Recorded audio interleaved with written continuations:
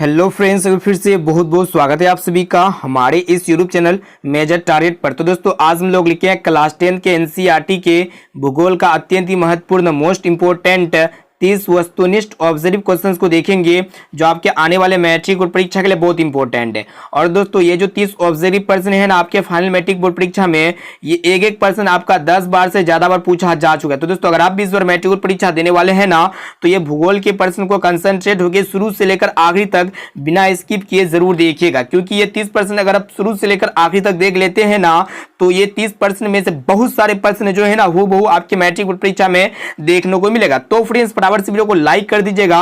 अगर आप चैनल पर नए हैं ना, तो प्लीज चैनल को सब्सक्राइब करके बेल आइकन को प्रेस करके ऑल पर जरूर सेलेक्ट कर लीजिएगा, ताकि जब भी लाइव क्लास हो ना तो आपको नोटिफिकेशन पहुंच जाए और उसी नोटिफिकेशन के थ्रू से आप लाइव क्लास को ज्वाइन कर सकते हैं और बोर्ड परीक्षा में 480 प्लस मार्क्स से पास आउट हो सकते हैं। तो आइए देखते हैं यहाँ पे आज का फर्स्ट प्रश्न। तो देखिए यहाँ पे आज का फर्स्ट प्रश्न क्या कर रहा है कि भारत का प्रथम तेल शोधक कारखाना कहाँ स्थित है। मोस्ट इंपोर्टेंट है। ऑप्शन ए में आपका है मथुरा, और ऑप्शन बी है बरौनी, और ऑप्शन सी में आपका दिया डिगबोई, और ऑप्शन डी में आपका दिया हुआ है गुवाहाटी। तो दोस्तों भारत का प्रथम तेल शोधक कारखाना जो है ना डिगबोई में स्थित है, यानी कि यहाँ पे मोर ऑप्शन नंबर सी जो है ना बिल्कुल से उत्तर हो जाएगा। अब चलिए फ्रेंड्स देखते हैं यहाँ पे दूसरा प्रश्न जो मोस्ट इंपोर्टेंट है। तो देखिए यहाँ पे क्या कर रहा है कि प्राकृतिक गैस किस खनिज के साथ पाया जाता है, अत्यंत ही महत्वपूर्ण है। ऑप्शन ए में आपका दिया हुआ यूरेनियम, या फिर पेट्रोलियम, और ऑप्शन सी है चूना पत्थर, और ऑप्शन डी में आपका दिया हुआ है कोयला। ये भी प्रश्न मोस्ट इंपोर्टेंट है और 100% आएगा। तो दोस्तों प्राकृतिक गैस जो है ना ये पेट्रोलियम खनिज के साथ पाया जाता है, यानी कि यहाँ पे हमारा ऑप्शन नंबर बी जो है ना बिल्कुल से उत्तर हो जाएगा। अब चलिए फ्रेंड्स देखते हैं यहाँ पे 3 नंबर प्रश्न जो मोस्ट इंपोर्टेंट है।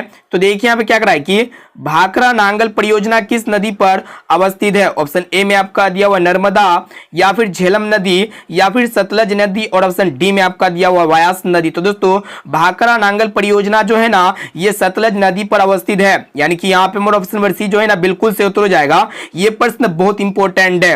अब चलिए फ्रेंड्स देखते हैं यहाँ पे 4 नंबर प्रश्न को देखिएगा क्या कर रहा है कि देखिए यहाँ पे ध्यानपूर्वक कि दक्षिण भारत की सबसे बड़ी नदी घाटी परियोजना है। ऑप्शन ए में आपका दिया तुंगभद्रा, या फिर सारवती, और ऑप्शन सी में आपका दिया चंबल, और ऑप्शन डी में आपका दिया हुआ हीराकुंड। तो दोस्तों दक्षिण भारत की जो सबसे बड़ी नदी घाटी परियोजना है ना हीराकुंड है, यानी कि यहाँ पे हमारा ऑप्शन में डी जो है ना बिल्कुल से उत्तर हो जाएगा। अब चलिए फ्रेंड्स देखते हैं यहाँ पे 5 नंबर प्रश्न जो अत्यंत ही महत्वपूर्ण है। तो देखिए यहाँ पे क्या कर रहा है कि इनमें से कौन ताप विद्युत केंद्र का उदाहरण है। ऑप्शन ए में आपका दिया हुआ गया, या फिर बरौनी, और ऑप्शन सी है समस्तीपुर, और ऑप्शन डी में आपका दिया हुआ कटिहार। ये प्रश्न बहुत इंपॉर्टेंट है। तो दोस्तों आप लोग को बतलाना है कि कौन जो है ना ताप विद्युत केंद्र का उदाहरण है। तो दोस्तों ये बरौनी जो है ना ताप विद्युत केंद्र का उदाहरण है, यानी कि यहाँ पे हमारा ऑप्शन नंबर बी जो है ना बिल्कुल से उत्तर हो जाएगा। तो दोस्तों अभी तक आप वीडियो को लाइक नहीं किए हैं ना, दोस्तों वीडियो को लाइक जरूर कर दीजिएगा, और दोस्तों चैनल पर नए हैं ना तो प्लीज चैनल को सब्सक्राइब करके बेल आइकन को प्रेस करके ऑल पर जरूर सेलेक्ट कर लीजिएगा। और दोस्तों ये 30 प्रश्न में से आपका बहुत सारे प्रश्न जो है ना हूबहू मैट्रिक बोर्ड परीक्षा में पूछे जाएंगे। अब चलिए फ्रेंड्स देखते हैं यहाँ पे अगला प्रश्न। तो देखिए यहाँ पे 6 नंबर प्रश्न क्या कर रहा है कि यूरेनियम का प्रमुख उत्पादक स्थल है। ऑप्शन ए में आपका दिया डिगबोई, या फिर झरिया, और ऑप्शन सी है घाटशिला, और ऑप्शन डी में आपका दिया जादूगोड़ा। ये प्रश्न बहुत इंपॉर्टेंट है और काफी बार आपके मैट्रिक बोर्ड परीक्षा में इस तरह के प्रश्न पूछे जाते हैं। तो दोस्तों यूरेनियम का जो प्रमुख उत्पादक स्थल है ना जादूगोड़ा है, यानी कि यहाँ पे हमारा ऑप्शन नंबर डी जो है ना बिल्कुल से उत्तर हो जाएगा। अब चलिए फ्रेंड्स देखते हैं यहाँ पे 7 नंबर प्रश्न को देखिएगा ध्यानपूर्वक क्या कर रहा है कि एशिया का सबसे बड़ा परमाणु विद्युत गिरह है। ऑप्शन ए में आपका दिया तारापुर, या फिर कलपक्कम, और ऑप्शन सी है नरोड़ा, और ऑप्शन डी में आपका दिया कैगा। तो दोस्तों एशिया का जो सबसे बड़ा परमाणु विद्युत गिरह है ना तारापुर है, इसे आप लोग को याद रखना है, यानी कि यहाँ पे हमारा ऑप्शन नंबर ए जो है ना बिल्कुल से उत्तर हो जाएगा। अब चलिए फ्रेंड्स देखते हैं यहाँ पे 8 नंबर प्रश्न को देखिएगा क्या कर रहा है कि देखिए यहाँ पे ध्यानपूर्वक कि भारत के किस राज्य में सौर ऊर्जा के विकास की सर्वाधिक संभावनाएं हैं। ऑप्शन ए में आपका दिया असम, या फिर अरुणाचल प्रदेश, और ऑप्शन सी है राजस्थान, और ऑप्शन डी में आपका दिया हुआ है मेघालय। ये भी प्रश्न बहुत इंपॉर्टेंट है। तो दोस्तों भारत के राजस्थान राज्य में सौर ऊर्जा के विकास की सर्वाधिक संभावना है, यानी कि यहाँ पे हमारा ऑप्शन नंबर सी जो है ना बिल्कुल से उत्तर हो जाएगा। अब चलिए फ्रेंड्स देखते हैं यहाँ पे अगला प्रश्न है। तो देखिए यहाँ पे 9 नंबर प्रश्न भी बहुत ही महत्वपूर्ण है कि ज्वारीय एवं तरंग ऊर्जा उत्पादन हेतु भारत की अधिक अनुकूल परिस्थितियां कहाँ पाई जाती है। ऑप्शन ए में आपका दिया मन्नार की खगड़ी में, या फिर खंबात की खाड़ी में, और ऑप्शन सी गंगा नदी में, और ऑप्शन डी में आपका दिया कोसी नदी में। तो दोस्तों ज्वारीय एवं तरंग ऊर्जा उत्पादन के लिए भारत के अधिक अनुकूल परिस्थितियां जो है ना खंबात की खाड़ी में पाई जाती है, यानी कि यहाँ पे हमारा ऑप्शन नंबर बी जो है ना बिल्कुल से उत्तर हो जाएगा। अब चलिए फ्रेंड्स देखते हैं यहाँ पे 10 नंबर प्रश्न भी बहुत ही महत्वपूर्ण है। तो देखिए यहाँ पे क्या करा है कि नेवेली कोयला क्षेत्र में किस किस्म का कोयला मिलता है? अत्यंत ही महत्वपूर्ण है। ऑप्शन ए में आपका जो एंथ्रासाइट या फिर बिटुमिनस और ऑप्शन से लिग्नाइट और ऑप्शन डी में आपका जो पीट। ये भी प्रश्न बहुत इंपॉर्टेंट है और काफी बार आपके मैट्रिक और परीक्षा में पूछे जाते हैं। तो दोस्तों नेवेली कोयला क्षेत्र में जो है ना किस प्रकार का कोयला पाया जाता है? तो दोस्तों लिग्नाइट किस्म का कोयला पाया जाता है, यानी कि यहाँ पे हमारा ऑप्शन नंबर सी जो है ना बिल्कुल से उत्तर हो जाएगा। और दोस्तों कोयला जो है ना 4 प्रकार के होते हैं, इसे आप लोग को याद रखना है। और दोस्तों सबसे अच्छा किस्म का जो कोयला होता है ना एंथ्रासाइट होता है, साथ में इसे भी आप लोग को याद रखना है। तो दोस्तों अभी तक आप चैनल पर नए हैं ना तो प्लीज चैनल को सब्सक्राइब करके बेल आइकन को प्रेस करके ऑल पर जरूर सेलेक्ट कर लीजिएगा। अब चलिए फ्रेंड्स देखते हैं यहाँ पे अगला प्रश्न। तो देखिए यहाँ पे 11 नंबर प्रश्न क्या कर रहा है कि निम्नलिखित में से कौन पवन ऊर्जा से संबंधित है? ऑप्शन ए में आपका दिया कहलगांव या फिर पंचेत और ऑप्शन सी मणिकरण और ऑप्शन डी में आपका दिया लांबा। तो दोस्तों ये लांबा जो है ना पवन ऊर्जा से संबंधित है। यहाँ पे हमारा ऑप्शन नंबर डी जो है ना बिल्कुल से उत्तर हो जाएगा। अब चलिए फ्रेंड्स देखते हैं यहाँ पे अगला प्रश्न। तो देखिए यहाँ पे 12 नंबर प्रश्न भी बहुत ही महत्वपूर्ण है। देखिएगा क्या कर रहा है कि पेट्रोलियम किन चट्टानों में मिलता है? मोस्ट इंपोर्टेंट है। ऑप्शन ए में आपका दिया अग्नि चट्टान में या फिर प्रदार चट्टान में और ऑप्शन सी रूपांतरित चट्टान में और ऑप्शन डी में आपका दिया हुआ कायांतरित चट्टान में। तो दोस्तों पेट्रोलियम जो है ना कायांतरित चट्टान में मिलता है, यानी कि यहाँ पे हमारा ऑप्शन नंबर डी जो है ना बिल्कुल से उत्तर हो जाएगा। अब चलिए फ्रेंड्स देखते हैं यहाँ पे 13 नंबर प्रश्न को। देखिएगा क्या कराए कि मोस्ट इंपोर्टेंट है कि काला हीरा के रूप में प्रसिद्ध है। ऑप्शन ए में आपका दिया अभ्रक या फिर लोहा और ऑप्शन सी डीजल और ऑप्शन डी में आपका दिया हुआ कोयला। तो दोस्तों ये कोयला जो है ना कोयला को काला हीरा भी कहा जाता है, यानी कि यहाँ पे हमारा ऑप्शन नंबर डी जो है ना बिल्कुल से उत्तर हो जाएगा। अब चलिए फ्रेंड्स देखते हैं यहाँ पे 14 नंबर प्रश्न को। देखिएगा क्या कर रहा है कि भारत में बिजली की सर्वाधिक खपत किस कार्य क्षेत्र में है? ऑप्शन ए में आपका दिया व्यापारिक कार्य में या फिर उद्योग में और ऑप्शन सी परिवहन में और ऑप्शन डी में आपका दिया कृषि में। तो दोस्तों भारत में बिजली की सर्वाधिक खपत जो है ना ये उद्योग कार्य क्षेत्र में होता है, यानी कि यहाँ पे हमारा ऑप्शन नंबर डी जो है ना बिल्कुल से उत्तर हो जाएगा। अब चलिए फ्रेंड्स देखते हैं यहाँ पे अगला प्रश्न। तो देखिए यहाँ पे 15 नंबर प्रश्न भी बहुत इंपॉर्टेंट है। तो देखिए यहाँ पे क्या कर रहा है कि कौन सा फसल के उत्पादन के लिए बालू भूमि आवश्यक है? ऑप्शन ए में आपका दिया गेहूं या फिर कपास और ऑप्शन सी कहवा और ऑप्शन डी में आपका दिया गन्ना। तो दोस्तों ये कहवा उत्पादन के लिए बालू मिट्टी जो है ना आवश्यक होता है, यानी कि बालू भूमि क्या होता है आवश्यक होता है। यहाँ पे हमारा ऑप्शन नंबर सी जो है ना बिल्कुल से उत्तर हो जाएगा। ये प्रश्न बहुत इंपॉर्टेंट है और काफी सारे प्रश्न जो है ना आपके फाइनल मैट्रिक परीक्षा में वो देखने को मिलेगा। और दोस्तों ये 30 प्रश्न में से अगर आपको जो भी प्रश्न अगर याद ना हो ना तो उस प्रश्न को अपने नोटबुक में नोट करके उसे जरूर याद कर लीजिएगा। अब चलिए फ्रेंड्स देखते हैं यहाँ पे 16 नंबर प्रश्न भी बहुत ही इंपॉर्टेंट है। देखिए क्या कर रहा है कि ऑपरेशन फ्लड से क्या तात्पर्य है? ऑप्शन ए में आपका जो बाढ़ नियंत्रण से या फिर बांध मरम्मत से और ऑप्शन सी डेयरी विकास से और ऑप्शन डी में आपका दिया हुआ जल योजना से। तो दोस्तों ये ऑपरेशन फ्लड का जो संबंध है ना डेयरी विकास से संबंधित है, यानी कि यहाँ पे हमारा ऑप्शन नंबर सी जो है ना बिल्कुल से उत्तर हो जाएगा। डेयरी विकास या फिर दूध उत्पादन से संबंधित होता है ऑपरेशन फ्लड का संबंध, इसे आप लोग को याद रखना है। अब आइए फ्रेंड्स देखते हैं यहाँ पे 17 नंबर प्रश्न बहुत इंपॉर्टेंट है। तो देखिए यहाँ पे क्या कर रहा है कि भारत में ज्वार की सबसे अधिक खेती कहाँ होती है? मोस्ट इंपोर्टेंट ऑप्शन ए में आपका दिया गुजरात में या फिर महाराष्ट्र में और ऑप्शन सी तमिलनाडु में और ऑप्शन डी में आपका दिया उत्तर प्रदेश में। तो दोस्तों भारत में ज्वार की जो सबसे अधिक खेती होती है ना महाराष्ट्र में होती है, यानी कि यहाँ पे हमारा ऑप्शन नंबर बी जो है ना बिल्कुल से उत्तर हो जाएगा महाराष्ट्र। अब आइए फ्रेंड्स देखते हैं यहाँ पे 18 नंबर प्रश्न को। देखिएगा क्या कर रहा है कि देखिए यहाँ पे कि इनमें से कौन सा राज्य गेहूं का प्रमुख उत्पादक नहीं है? ऑप्शन ए में आपका दिया राजस्थान या फिर उत्तर प्रदेश और ऑप्शन सी बिहार और ऑप्शन डी में आपका दिया तमिलनाडु। तो दोस्तों आप लोगों को पता होगा जो राजस्थान हो गया, उत्तर प्रदेश हो गया और हमारा अपना राज्य बिहार हो गया, ये तीनों राज्य में जो है ना गेहूं का उत्पादन सबसे अधिक होता है, लेकिन ये तमिलनाडु राज्य में जो है ना गेहूं का उत्पादन नहीं होता है। यहाँ पे हमारा ऑप्शन नंबर डी जो है ना बिल्कुल से उत्तर हो जाएगा। अब चलिए फ्रेंड्स देखते हैं यहाँ पे 19 नंबर प्रश्न बहुत इंपॉर्टेंट है। तो देखिए यहाँ पे 19 नंबर प्रश्न क्या कर रहा है कि इनमें से कौन सा राज्य भारत का जूट उत्पादन का प्रमुख क्षेत्र है? ऑप्शन ए में आपका दिया असम या फिर बिहार और ऑप्शन सी पश्चिम बंगाल और ऑप्शन डी में आपका दिया उड़ीसा। तो दोस्तों ये पश्चिम बंगाल राज्य जो है ना भारत का जूट उत्पादन का प्रमुख क्षेत्र है, यानी कि यहाँ पे हमारा ऑप्शन नंबर सी जो है ना बिल्कुल से उत्तर हो जाएगा। अब चलिए फ्रेंड्स देखते हैं यहाँ पे अगला प्रश्न जो मोस्ट इंपोर्टेंट है।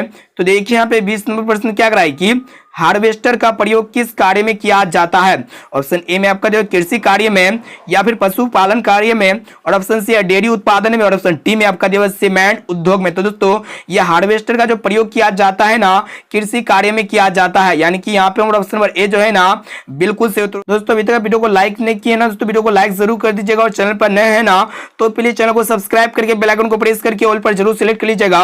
और दोस्तों ये 30% को अच्छी तरह से याद कर लेते, कंसंट्रेट होकर एक एक क्वेश्चन को ध्यानपूर्वक देख लेते ना, तो आपके फाइनल मैट्रिक बोर्ड परीक्षा में ये जियोग्राफी से आपसे एक भी प्रश्न नहीं छूटेगा, ये मेरा गारंटी है। इसलिए एक क्वेश्चन को अच्छी तरह से याद करते हुए चलना है। अब चलिए फ्रेंड्स देखते हैं यहाँ पे 21 नंबर प्रश्न बहुत इंपॉर्टेंट है। तो देखिए यहाँ पे क्या करा है कि एक ही कृषि वर्ष में एक ही भूमि में एक से अधिक फसलों को उगाकर उत्पादन में वृद्धि करना क्या कहलाता है। ऑप्शन ए में आपका दिया मूल कृषि क्षेत्र, या फिर शस्य गहनता, और ऑप्शन सी है शुद्ध बोया गया क्षेत्र, और ऑप्शन डी में आपका दिया कुल बोया गया क्षेत्र। तो दोस्तों एक ही कृषि वर्ष में एक ही भूमि में एक से अधिक फसलों को उगाकर उत्पादन में वृद्धि करना क्या कहलाता है, शस्य गहनता कहलाता है, यानी कि यहाँ पे हमारा ऑप्शन नंबर बी जो है ना बिल्कुल सही उत्तर हो जाएगा। अब चलिए फ्रेंड्स देखते हैं यहाँ पे अगला प्रश्न जो मोस्ट इंपोर्टेंट है।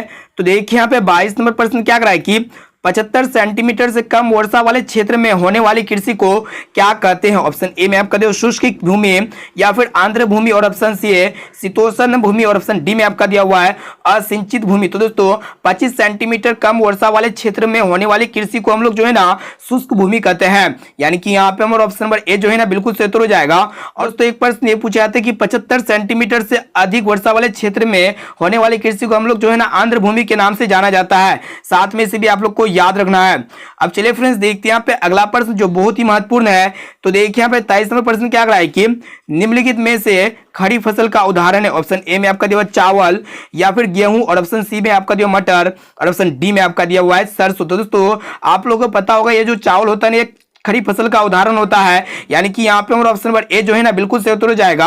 और दोस्तों ये गेहूं जो है ना ये रबी फसल का उदाहरण है, साथ में इसे भी आप लोग को याद रखना है। अब चलिए फ्रेंड्स देखते हैं यहाँ पे 24 नंबर प्रश्न बहुत इंपॉर्टेंट है। तो देखिए यहाँ पे 24 नंबर प्रश्न क्या करा है कि चावल की खेती के लिए कौन सी मिट्टी उपयोगी है। ऑप्शन ए में आपका दिया पर्वतीय, या फिर काली, और ऑप्शन सी है जलोढ़, और ऑप्शन डी में आपका दिया हुआ लाल। तो दोस्तों चावल की खेती के लिए जो उपयुक्त मिट्टी होती है ना जलोढ़ मिट्टी होती है, यानी कि यहाँ पे हमारा ऑप्शन नंबर सी जो है ना बिल्कुल सही उत्तर हो जाएगा। और दोस्तों एक प्रश्न ये पूछा जाता है कि भारत में सर्वाधिक कौन सी मिट्टी पाई जाती है। तो दोस्तों भारत में सर्वाधिक जो है ना जलोढ़ मिट्टी पाई जाती है, साथ में इसे भी आप लोग को याद रखना है। अब चलिए फ्रेंड्स देखते हैं यहाँ पे अगला प्रश्न जो बहुत ही महत्वपूर्ण है। तो देखिए यहाँ पे 25 नंबर प्रश्न क्या करा है कि गेहूं के उत्पादन में कौन सा राज्य प्रथम स्थान पर है। ऑप्शन ए में आपका दिया उत्तर प्रदेश, या फिर बिहार, और ऑप्शन सी पश्चिम बंगाल, और ऑप्शन डी में आपका दिया पंजाब। तो दोस्तों गेहूं के उत्पादन में जो कौन सा राज्य प्रथम स्थान पर है, तो दोस्तों उत्तर प्रदेश जो है ना ये प्रथम स्थान पर है, यानी कि यहाँ पे हमारा ऑप्शन नंबर ए जो है ना बिल्कुल सही उत्तर हो जाएगा। दोस्तों अभी तक वीडियो को लाइक नहीं किया ना तो वीडियो को लाइक जरूर कर दीजिएगा, और हमारे चैनल पर नए आए हैं ना तो प्लीज चैनल को सब्सक्राइब करके बेल आइकन को प्रेस करके ऑल पर जरूर सेलेक्ट कर लीजिएगा। अब चलिए फ्रेंड्स देखते हैं यहाँ पे 26 नंबर प्रश्न बहुत इंपॉर्टेंट है। तो देखिए यहाँ पे कि रोपण कृषि का उदाहरण है। ऑप्शन ए में आपका दिया चाय, या फिर गेहूं, और ऑप्शन सी अरहल, और ऑप्शन डी में आपका दिया मटर। तो दोस्तों जो रोपण कृषि होता है ना चाय एक प्रकार का रोपण कृषि का उदाहरण है, यानी कि यहाँ पे हमारा ऑप्शन नंबर ए जो है ना बिल्कुल सही उत्तर हो जाएगा। ये भी प्रश्न बहुत इंपॉर्टेंट है। अब चलिए फ्रेंड्स देखते हैं यहाँ पे 27 नंबर प्रश्न को देखिएगा क्या करा है कि अरेबिका और रोबस्टा का संबंध किस फसल से है। ऑप्शन ए में आपका दिया गन्ना, या फिर धान, और ऑप्शन सी है कहवा, और ऑप्शन डी में आपका दिया गेहूं। तो दोस्तों अरेबिका और रोबस्टा का जो संबंध है ना ये कहवा किस्म की फसल से है, यानी कि यहाँ पे हमारा ऑप्शन नंबर सी जो है ना बिल्कुल सही उत्तर हो जाएगा। अब चलिए फ्रेंड्स देखते हैं यहाँ पे 28 नंबर प्रश्न जो मोस्ट इंपोर्टेंट है। तो देखिए यहाँ पे क्या करा है कि हरित क्रांति का सबसे अधिक प्रभाव किस फसल पर पड़ा। ऑप्शन ए में आपका देवा गेहूं, या फिर धान, और ऑप्शन सी है ज्वार, और ऑप्शन डी में आपका देवा दलहन। तो दोस्तों हरित क्रांति का जो संबंध है ना ये किससे, गेहूं से है। और हरित क्रांति का जो सबसे अधिक प्रभाव पड़ा था ना कौन सा फसल पर पड़ा था, गेहूं फसल पर पड़ा था, यानी कि यहाँ पे हमारा ऑप्शन नंबर ए जो है ना बिल्कुल सही उत्तर हो जाएगा। अब चलिए फ्रेंड्स देखते हैं यहाँ पे 29 नंबर प्रश्न भी बहुत ही इंपॉर्टेंट है। देखिएगा क्या करा है कि रेशम कीड़ा पालन क्या कहलाता है। ऑप्शन ए में आपका दिया पीसी कल्चर, या फिर सेरी कल्चर, और ऑप्शन सी एक्वा कल्चर, और ऑप्शन डी में आपका दिया हुआ है एग्रीकल्चर। ये भी प्रश्न बहुत इंपॉर्टेंट है और काफी सारे प्रश्न आपके मैट्रिक बोर्ड परीक्षा में हूबहू देखने को मिलेगा। तो रेशम कीड़ा पालन जो कहलाता है ना सेरीकल्चर कहलाता है, यानी कि यहाँ पे हमारा ऑप्शन नंबर बी जो है ना बिल्कुल सही उत्तर हो जाएगा। अब चलिए फ्रेंड्स देखते हैं यहाँ पे आज का अंतिम प्रश्न जो मोस्ट इंपोर्टेंट है। तो देखिए यहाँ पे क्या कर रहा है कि कॉफी का सबसे अधिक उत्पादन किस राज्य में होता है? ऑप्शन ए में आपका जो असम में, या फिर कर्नाटक में, और ऑप्शन सी पश्चिम बंगाल में, और ऑप्शन डी में आपका जो है केरल में। तो दोस्तों कॉफी का जो सबसे अधिक उत्पादन होता है ना, कौन सा राज्य में होता है? तो दोस्तों कर्नाटक राज्य में होता है। यानी कि यहाँ पे हमारा ऑप्शन नंबर बी जो है ना बिल्कुल सही हो जाएगा, कर्नाटक। ये जो है ना यहाँ पे होना चाहिए, आप लोग जो है ना सुधार लीजिएगा। अब चलिए फ्रेंड्स देखते हैं यहाँ पे होमवर्क प्रश्न जो है स्पेशली आपके लिए लिया गया। देखिएगा क्या करा है कि कोयला किस प्रकार का संसाधन है? ऑप्शन ए में आपका दिया अनवीकरणीय, या फिर नवीकरणीय, और ऑप्शन सी जैव, और ऑप्शन डी में आपका दिया अजैव। तो दोस्तों इसका राइट आंसर क्या होगा आप लोग जो है ना हमें कमेंट करके जरूर बताइएगा, और साथ में ये बताइएगा कि ये 30% में से पहले से आप लोगों को कितना प्रश्न याद था। और दोस्तों ये 23% को अच्छी तरह से कंसंट्रेट होकर अच्छी तरह से याद कर लेते हैं ना, तो आपके फाइनल मैट्रिक बोर्ड परीक्षा में ये 30% में से बहुत सारे प्रश्न जो है ना हूबहू देखने को मिलेगा। अब चलिए फ्रेंड्स देखते हैं यहाँ पे। दोस्तों अभी तक वीडियो को लाइक नहीं किए ना तो वीडियो को लाइक जरूर कर दीजिएगा, और दोस्तों हमारे चैनल पर नए हैं ना तो प्लीज चैनल को सब्सक्राइब करके बेल आइकन को प्रेस करके ऑल पर जरूर सेलेक्ट कर लीजिएगा। और दोस्तों इस वीडियो को अपने दोस्तों में एक बार जरूर शेयर कीजिए, जितना भी आपका व्हाट्सएप ग्रुप है, फेसबुक ग्रुप है ना, सारे ग्रुप में इस वीडियो को फैला दीजिए, ताकि वो भी जो है ना बोर्ड परीक्षा में अच्छे से अच्छे मार्क्स ला सके। दोस्तों एक बार क्लास का शेड्यूल को याद रखिएगा। सुबह मॉर्निंग टाइम में जो है ना 5:45 में क्लास होता है, बहुत ही महत्वपूर्ण क्लास होता है। और दोस्तों एक क्लास जो होता है ना 10 बजे जो सब्जेक्ट का क्लास भारती सर कराते हैं, और दोस्तों एक क्लास होता है आपका 1:15 में। इसी प्रकार एक क्लास होता है आपका 8 बजे क्लास होता है, ठीक है। अभी जो क्लास हो रहा है ये 8 बजे क्लास हो रहा है, ठीक है। तो आप लोग जो है ना चारों क्लास को अच्छी तरह से एक एक क्लास को करना है, ठीक है। क्लास को शेड्यूल को अच्छी तरह से याद रखिएगा। मॉर्निंग टाइम में 5:45 में क्लास होगा, फिर सुबह में 10 बजे क्लास होगा सब्जेक्ट का क्लास, 1:15 में जो है ना बहुत ही महत्वपूर्ण क्लास होगा, और दोस्तों 8 बजे शाम में क्लास होगा। तो ये